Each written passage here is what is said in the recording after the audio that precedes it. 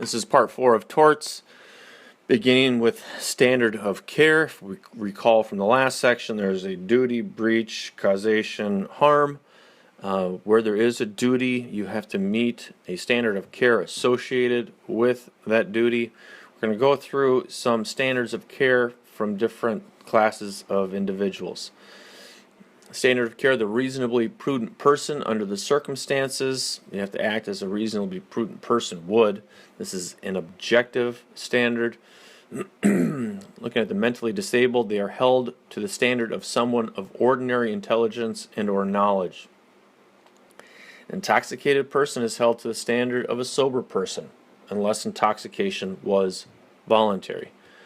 Children are held to the standard of a reasonable child of similar age, intelligence, and experience. This is more subjective in nature. A child engaged in an adult activity is held to the same standard as an adult. Professionals are held to the same skill level, knowledge, and care as the average practitioner in a similar community. In regards to physicians, however, the movement is towards a customary practice of the average qualified practitioner. Here, physicians are required to provide informed consent. However, they are not required to provide informed consent when the risk is commonly known, or plaintiff is unconscious, or plaintiff waives and or refuses the information, or plaintiff is incompetent. Standards for specific classes of defendants. These are common carriers such as trains and or buses. This is the highest standard. They're liable for slight negligence. They have an affirmative duty to act. Innkeepers, this is ordinary negligence. They also have a duty to act. Auto drivers, they have ordinary care. Emergency situations, this is the reasonably prudent person in the same situation. Now, less is expected of your reasonably prudent person forced to act in an emergency. Standards for possessors of land. They have a duty to use reasonable care while conducting activities on their land and to control activities of third parties on their property. Their liability to trespassers and or licensees is limited.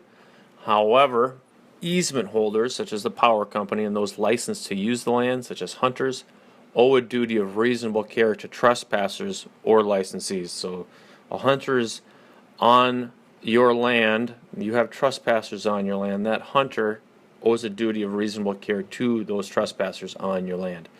Looking at trespassers, if they're on the land without consent or privilege, you only have a duty to refrain from willful, wanton, reckless, or intentional conduct.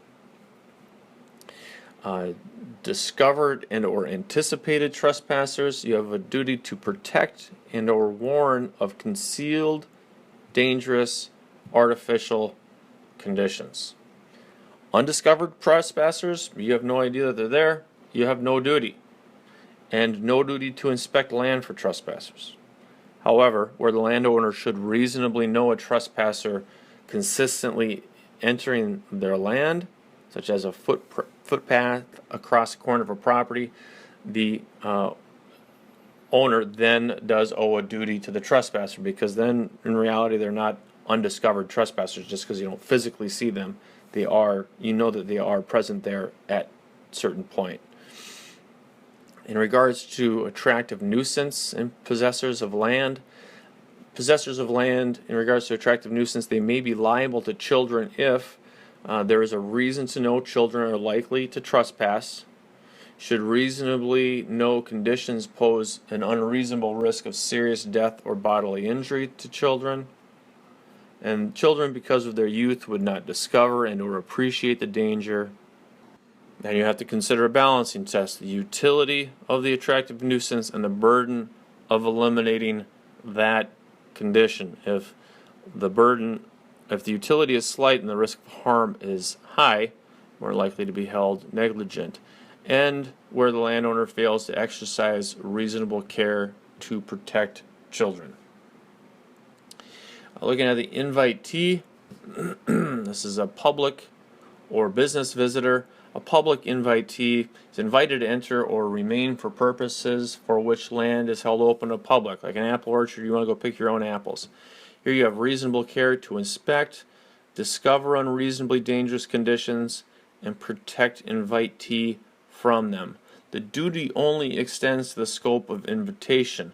So if you come in to pick apples, you only got to really inspect the apple area. If you wander off into an area where there may be cattle, you don't have to worry about that. Your duty only extends to that apple orchard. That's what your land is held open for. Now this is a non-delegable duty. A contractor hired to maintain an escalator in a store, the owner is still liable if the contractor negligently fails to maintain the escalator. Recreational land use, the landowner is not liable if no fee is charged to the invitees or the public visitor. In regard to licensees, this is where you enter the land with an express and implied permission or with a privilege, such as a social guest. Now again, this is different than an invitee. A licensee, you enter the land with an express implied permission or with a privilege. You're a social guest. There those whose presence is tolerated. This may be children routinely cutting across the land or emergency personnel. Here you have a duty to protect or warn of known dangers or dangers that should be obvious that you have concealed. You have reasonable care in conducting activities. You have no duty to inspect for unknown dangers. Landlord, possessor of land, is liable for injuries to tenants and others occurring in common areas or resulting from hidden dangers about which the landlord fails to warn, or on premises leased for public use, or where the hazard caused by negligent repair or involving a hazard landlord has agreed to repair but has not. Possessors of land and the tenant. Tenant is liable to third parties arising from dangerous conditions within the tenant's control, regardless of landlord liability. Moving on to negligence per se. The basic rule, where there is a state statute, a regulation, or ordinance, and this imposes a specific duty for the protection and or benefit of others, and the defendant neglects to perform that duty, the defendant is liable to anyone in the class of people intended to be protected. They are liable for any harm the statute was intended to protect against. This was caused by the defendant's violation of the statute. Now, complying with the statute, regulation, ordinance does not prove lack of negligence. A defense to negligence per se is compliance is impossible under the circumstances. An emergency justified the violation of the statute, regulation, ordinance.